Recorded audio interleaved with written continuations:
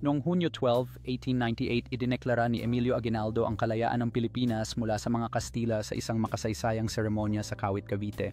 Ang mga tao ay nagtipon-tipon upang ipagdiwang ang kanilang kalayaan, dala ang pag-asa at mga pangarap para sa mas maliwanag na kinabukasan. Ang laban ng mga Pilipino para sa kanilang kalayaan ay nagpatuloy sa mga sumunod na taon, nagbuwis sila ng buhay at nagsakripisyo upang makamit ang tunay na kasarinlan.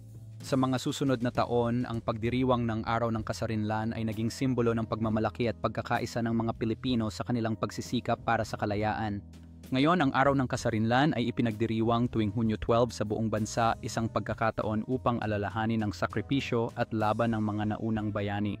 Sa araw na ito, ang mga Pilipino ay nagtitipon-tipon upang ipagdiwang ang kanilang kasarinlan, puno ng saya, pagmamalaki at pag-asa para sa hinaharap.